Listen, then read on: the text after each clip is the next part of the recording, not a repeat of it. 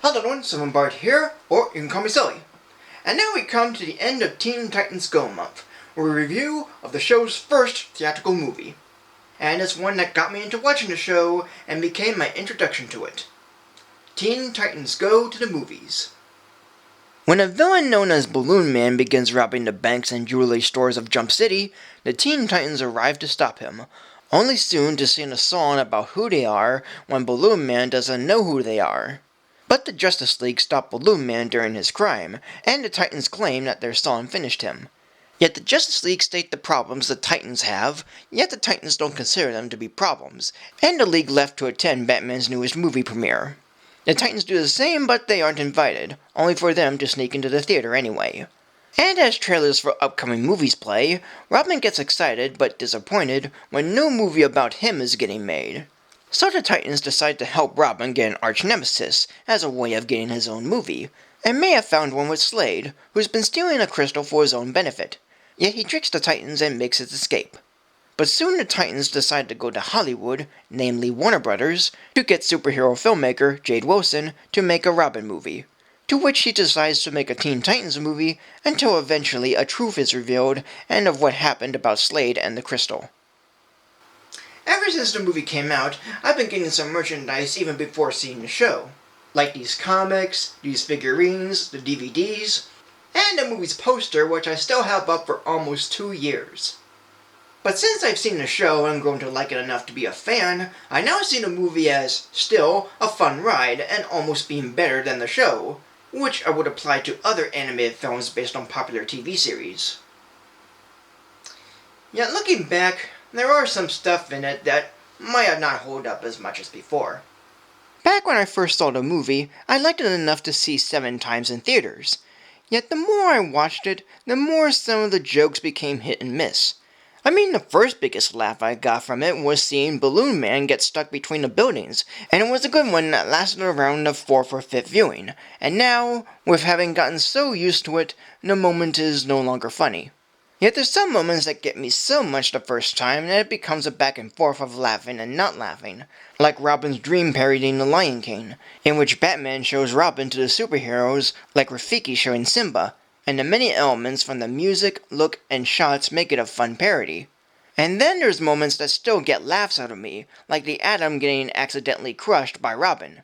But in all fairness, all the other stuff is still good. There's some fourth wall jokes, especially during the end, references to other superheroes like Deadpool and Guardians of the Galaxy, and even references to other properties, like Starfire mentioning the Animaniacs living in the studio's water tower.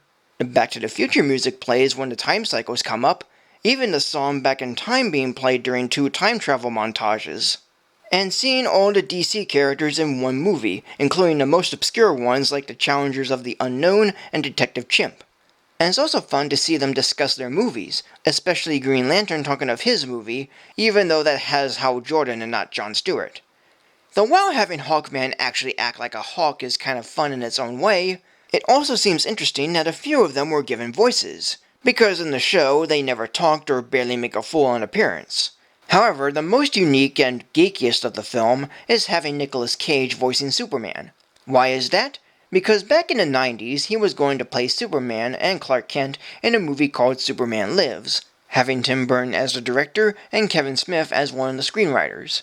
But that film was cancelled, only leaving test footage and photographs of Cage in the Superman outfit and some concept and pre-production artwork.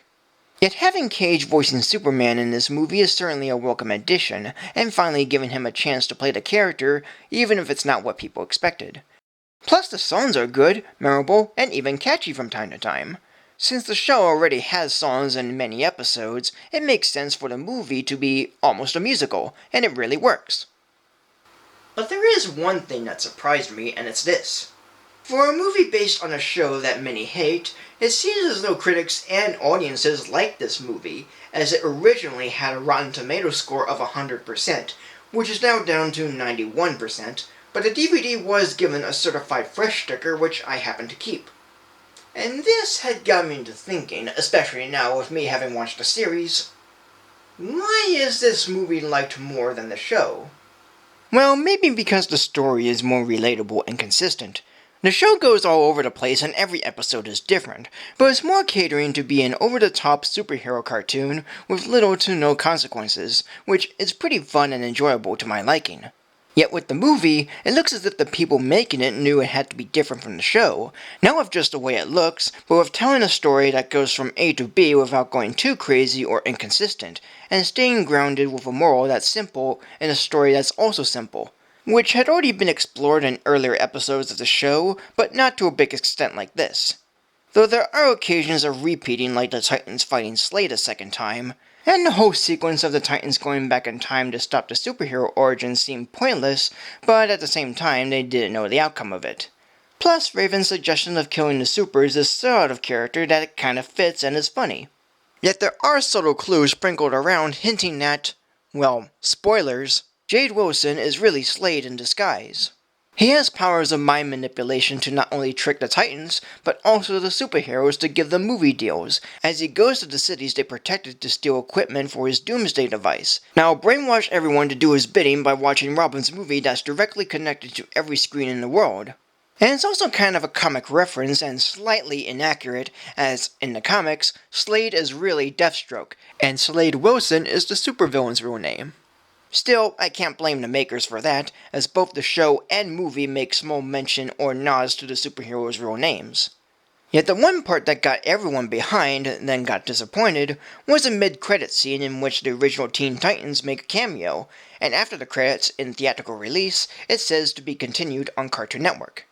Back then, everyone thought that this is a tease for Season 6 of the original Teen Titans show, when really is a tease for the TV movie Teen Titans Go vs. Teen Titans.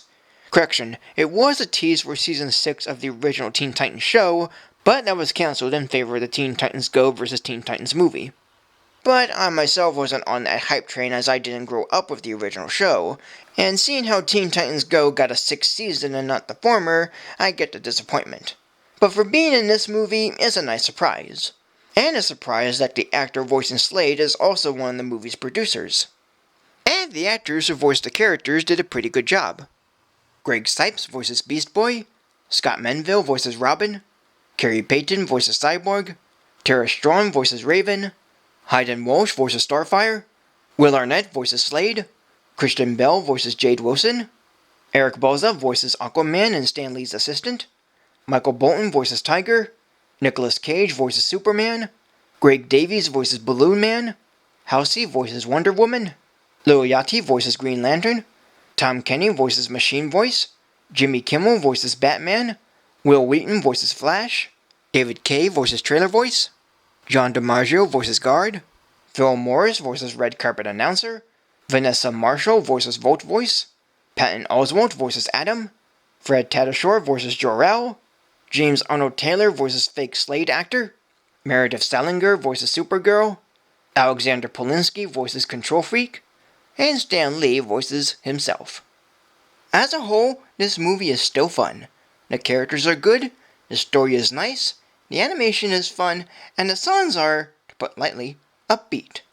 Directors Peter Rademacher and Aaron Horvath had made an enjoyable movie full of many jokes and ideas around superheroes and getting a movie, as well as the Teen Titans scene and maybe learning from the faults of their past and what it means to be a superhero. When it first came out, I wasn't familiar with the Teen Titans Go show, but I had such a fun time watching it that I went to see it 7 times in theaters, making it my second favorite film of 2018. But now that I've seen the show and enjoyed it just as much, the movie itself still holds up, even if some moments didn't get me as before. Yet with many good to great moments, superhero cameos alike, inside jokes and fourth wall jokes centered on DC, Marvel, and Warner Brothers, and a plot that's more coherent than an average episode of the show, the movie is pretty fun and enjoyable, and I'm glad that I'm not alone on this. So today, this movie is getting a rating of 3 stars. And that is it for Teen Titans Go month. Thank you for joining me. Like, comment, subscribe, follow me on Facebook or Twitter, support me on Patreon, and until next week for when I have something new. Whatever it will be.